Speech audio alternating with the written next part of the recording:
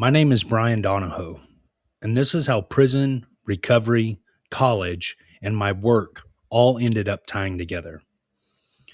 For a little over 20 years, my life revolved around addiction, criminal thinking, and untreated mental health. I hurt myself and I hurt a lot of people around me. The chaos, it felt normal. And after a while, Dirtbag just felt like my identity. That way of living eventually landed me in prison. At first, prison felt like a dead end. Same walls, same routine, same mindset. But after a few months, something actually shifted.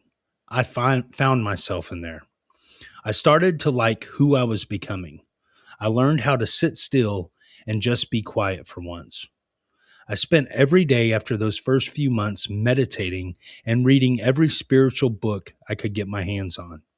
I started to love myself and I started to forgive myself for what I had done. I realized I never wanted to hurt like that again. I never wanted to be that far away from my family again. And I never wanted to put my family through that kind of pain. I did not want to keep living as someone who was seen as unfit for the community I lived in. If I had to sum up the change in me, it comes down to two things: commitment and identity. I used to be a man who chose self sabotage and lived like a dirtbag. Now I am learning to be a man who shows up, who finishes what he starts, and chooses freedom and responsibility instead of escape. Back then, my plan was simple. I wanted to go to barber school when I got out. In my head, that was a solid trade and a clean start. I did not have college on my mind at all. Barber school felt safer and more realistic than a degree. When I got released, life took a different turn. I became a peer recovery support specialist and eventually the first peer recovery support specialist for an Arkansas Department of Corrections reentry program, just months after graduating that same program as an inmate. Walking back into the building as staff instead of an inmate, it hit me hard. The guys knew I understood exactly how they felt because I had been in their place. That was the first time I really saw my story actually helping people in a real way. Around that time, my mentor pulled me aside and basically called me an idiot for not using my tribal scholarship. Not in a cruel way, just honest.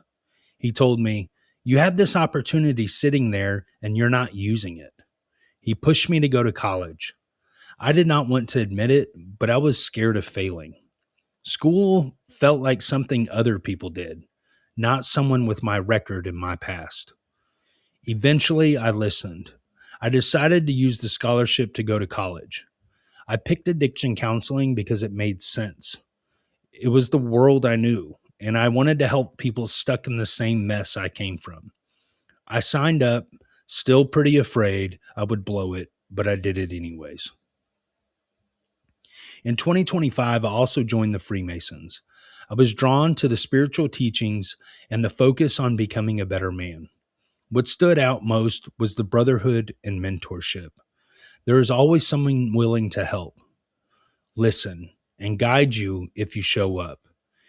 It fits well with my recovery and my work. It keeps me focused on personal responsibility, service, and steady growth. It has helped me stay committed when work is heavy, school is packed, and life is full. People have different opinions about Freemasonry, but I know what it has actually been in my life, and it has been positive. During this time, life kept moving too. In my second year of school, I got married. In my third year, my daughter was born. So while I was learning how to be a student, I was also learning how to be a husband and a father. I was juggling being a full time student, working 40 plus hours a week as a program director, staying in my personal recovery, and trying to show up at home. It was a lot, but it also gave me even more reason not to quit. I have not done any of this alone. My wife and my dad have been two of the loudest voices telling me to keep going. When I was tired, stressed, or second guessing myself, they reminded me of why I started and how far I had already come. There were plenty of times school almost got the best of me. Algebra is one of that stands out. I honestly did not think I could pass it. At the same time, I was working full time, taking up to 3 classes in an 8-week term, being a new husband and a new dad, and keeping up with my personal recovery. It would have been easy to walk away and blame that workload. The old me would have done that. This time, I stuck it out. I asked for help, pushed through frustration, and kept going even when it made me feel dumb and overwhelmed. I actually ended up finishing that class with an A. It was not just a grade to me, but it was proof that I could handle something hard without self destructing. The liberal arts and global classes helped me see that men from different cultures and backgrounds still wrestle with the same emotions: shame, fear, anger, grief, and hope. That made me see my clients differently. It reminded me that underneath all the labels, we are just people trying to deal with the same feelings. My understanding of addiction deepened too. We looked at different theories and evidence based models. At first, it felt like school talk, but over the time, I saw how it connected to what I see every day at work. No matter which theory you use, the reality is the same. Addiction destroys people and families. The evidence based side matters when you are trying to actually help someone change, not just talk at them. As soon as I got out of prison, I started something I had pictured back in that cell: a podcast. I called it the Dirtbag Chronicles. I wanted a space where people could be honest about addiction, crime, and recovery without dressing it up. The message is simple. No matter how far someone has gone into the dark, there is still a path forward if they are willing to do the work. The podcast forced me to be straight about my own past. I couldn't hide it. I had to talk about it out loud. That was uncomfortable, but it helped me let go of a lot of shame. Over time, the show grew. It reached millions of views across social media, led to other podcast invites, and connected me with some big creators. It also showed the people I worked for that I could be consistent, communicate clearly, and that I actually cared about this work. Eventually, I landed at Covenant Recovery. At one point, I asked the CEO if there might be an internship opportunity there. I was thinking like a typical student: get my hours, learn, and keep going. Instead, I ended up in an interview with him and the clinical director for the program director position. In that interview, the clinical director looked at me and said, "You are going to get your master's in counseling." For her, it was not a suggestion. It was an expectation.